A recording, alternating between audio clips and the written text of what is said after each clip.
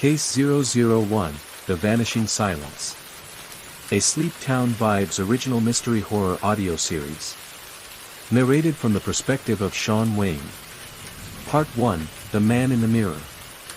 They say everyone eventually figures out who they really are. I'm still waiting on that memo. My name's Shawn Wayne. 21 years old. Quiet type, if you're asking. I work for a private detective agency in a city that never shuts its eyes, not even to sleep. The sky here is always somewhere between slate gray and navy blue, like even the clouds forgot how to hope. People think I'm gifted. They see the sharp edges. Fast brain. Tactical thinking. Sherlock with a chip on his shoulder. But the truth is, I don't trust people. Not really. And if I'm being honest, I barely trust myself. I don't remember much before I was 17. Just static. Then, out of nowhere, I cracked a kidnapping case no one else could, and somehow, that got me noticed. Red, she runs the agency, found me. Offered me a place. A purpose. A kind of family. Funny thing about families though, they usually want to know you. These people. They never asked. They just accepted me. That part still doesn't sit right. But I'm getting ahead of myself. Let me take you back. Back to the first real case I worked with them, The Vanishing Silence. It was the one that showed me exactly what kind of city I'd thrown myself into, and exactly what I was willing to become to save it. Part 2, The Call. It was raining. Not the soft kind, either. The angry, sideways kind that taps against your window like it's got something to say. I was half asleep on the couch in the agency lounge, a blanket thrown over me like an afterthought. Somewhere across the room, the office cat, Poe, was curled into a black ball on the corner of Red's desk, tail twitching like he was dreaming of bloodshed. The ringtone cut through the storm. Line 2, came the voice through my earpiece. Flat, sarcastic, and way too chipper for 3 a.m. Cricket. Cricket's our tech specialist. We've never met her in person. Just her voice in our ears, filtered through whatever digital fortress she operates from. She sounds like a 12-year-old anime sidekick, but I've run enough voice analysis to know there's a modulator in play. Red's the only one who's seen her in the flesh. She swears Cricket's legit. I take her word for it, mostly because I don't have a better one. You answering it, Batman? She teased. Or should I wake up Red and ruin everyone's night?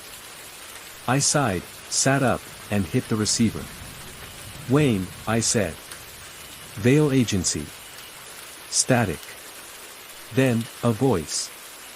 Shaky. Young. I need help. Please, they took my sister. They said if I tell anyone. Click. The line went dead. I sat there, the dial tone humming in my ear like a warning. Part 3, pieces on the board. I called in the team. First to arrive was Lena Harper. 21, same age as me, but you wouldn't guess it by the way she walks in like she owns the room. Blonde, with oversized sweaters and combat boots, and a smile that could talk you into confessing a murder you didn't commit. She's our emotional compass. Reads people like sheet music. Body language, tone, micro-expressions, all of it. The girl can practically smell a lie before it leaves your mouth. Shawn Wayne, she said, dragging the vowels like it was a joke only she was in on. You called an emergency meeting at 3 in the morning. Do I get to slap someone or not? No slapping, I muttered, tossing her the call transcript. Just this. Her eyes scanned it. Her smile faded. Red walked in next. If Gotham had a sister city, Red would be its mayor. Early 30s, built like a soldier, with storm gray eyes and a jaw that looked like it had been broken and healed wrong on purpose.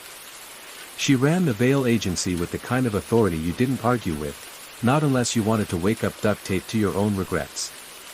She didn't say anything. just took the paper from Lena's hands, read it once, and nodded.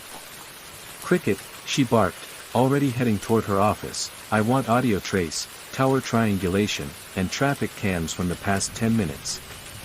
Full sweep." "You got it, boss lady," Cricket replied. Lena turned to me. "You thinking what I'm thinking? Kid's not just scared. He's hiding something." The line cut just as he mentioned his sister. "That wasn't accidental." "Trafficking?" Lena asked, voice low. I nodded. "Feels like it." She frowned, tugging her sleeves over her hands. I knew she hated cases with kids. But I also knew she'd never back out. Case 001, The Vanishing Silence. A Sleep Town Vibes original mystery horror audio series.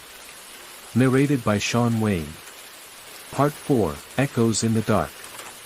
Red was already scribbling notes in that beat-up black leather notebook of hers, the one with half the pages torn out and coffee rings stamped like old battle scars. "Cricket," Red said over comms, "we need tower pings from this number." She slid the slip across her desk toward me. "Wayne, you and Lena roll out." "Got it," I said. Lena snatched the keys to the company car, a matte black sedan with way more horsepower than anyone should be trusted with. I still don't know how Red got it so cheap. Probably something shady. We were out the door in under 5 minutes, city lights slicing through the rain as we drove. "You okay?" Lena asked, watching me instead of the road. "I'm fine," I lied. She looked away but didn't press. That's the thing with Lena. She doesn't always need to ask. She just knows. Cricket's voice buzzed in through our comms. "Got a ping. Last known location from the kid's phone was 6 blocks east of you. Corner of Addison and Blackwell." "That's industrial," I said, narrowing my eyes. "Empty warehouses, condemned buildings, perfect for hiding something." "Creepy as hell," Lena muttered. "Can't wait." Part 5. A Puzzle in the Ashes. The warehouse looked like it had been abandoned before I was even born. Windows shattered. Doors hanging off rusted hinges. No signs of life. No lights. Until I spotted it. A symbol, chalked in red on the wall near the side entrance. A single spiral. Roughly drawn. Almost lazy. I froze. "Shawn?" Lena asked, stepping up beside me. "You recognize that?" I nodded slowly. "I've seen it before. Back in the Foster files. Cold cases. Kids disappearing near graffiti like this." "Cricket?" Lena said, tapping her comm, "You seeing this?" "Already scanning, hold up. Symbols in my archives. Cross-reference to something called the Silent Choir. Urban legend stuff. Unconfirmed cult activity." Red chimed in through our comms. "Keep moving. Document everything. Don't engage unless you have to." The door groaned as we slipped inside. Darkness swallowed us whole. Part 6, The Riddle Room. Inside the warehouse, something wasn't right. There were no people. No guards. Just silence, and something else. A projector hummed to life in the back of the room. A child's voice played from the speakers. "If you want to save what's been taken, first you must solve what's been shaken. The path to truth, obscured by lies, begins where innocence quietly cries." The lights flicked on. In front of us stood 3 doors. Each had a number. 1, 2, 3. On the floor was a dusty book, open to a riddle scrawled across both pages. "One hides the truth, one hides the key, one hides the children you came here to see. Pick wrong, and the silence remains." Lena stiffened. "Shawn, this is a trap." I knelt beside the book, scanning every inch. Cricket's voice clicked in. "Camera on. I'm seeing what you see." I can run probabilities on the door logic. No, I whispered. No math. They didn't build this for logic. They built it for someone like me. I read the riddle again, eyes narrowing. Where innocence quietly cries, I muttered. A metaphor. Could be emotional, or literal. Then I heard it. A drip. Water. Behind door number 2. I pressed my ear to it. A child sobbed. Barely there. 2, I said. We go through 2. You sure? Lena whispered. No, I said, pushing it open. But I trust the silence more than the words. Part 7, The Vanishing Children. The room was dark. A dim light flickered from above, revealing 2 children tied to chairs, a boy and a girl, maybe 7 and 10. The boy looked up. You're not them. We're here to help, Lena said gently, stepping forward with her hands raised. No, the girl gasped. Don't untie us. The noise, it comes if we move. What noise? I asked, scanning the shadows. Suddenly the door behind us slammed shut. A siren began to blare, not a real one. Something designed to mimic it. Flashing red lights filled the room. They test us, the girl whispered. If we cry, they punish us. Lena's face went pale. I knelt beside the boy. What's your name? Micah, he said. And that's my sister, Sarah. You're safe now, I whispered. But we need to move. No, Sarah said sharply, locking eyes with me. They're watching. They always watch. I turned my calm on silent. Cricket. Jam the signal in this room. Cut any remote access. Already on it, she said. Signals isolated. No more peeping toms.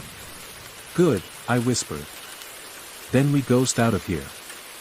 Part 8, Escape and Revelation. We made it out. Micah and Sarah didn't speak much on the way back, but something about their eyes haunted me. Not just fear. Knowledge. Secrets. Sarah glanced at me once and said quietly, "You're one of the ones who can see them, aren't you?" I frowned. See what? She only smiled, then looked out the window. Red was waiting when we got back. She didn't ask for a report. Just nodded, checked the kids for injuries, and handed them off to paramedics. Later that night, while I was alone in the office, Poe curled up in my lap, I replayed that moment in my mind. Sarah's smile. The spiral symbol. The silent choir. And the way she said, them. This case wasn't over. Not even close. It was just the first scream, in a city full of vanishing silence. End of Case 001, The Vanishing Silence. Part 1 of the Sleep Town Vibes Mystery Horror Universe.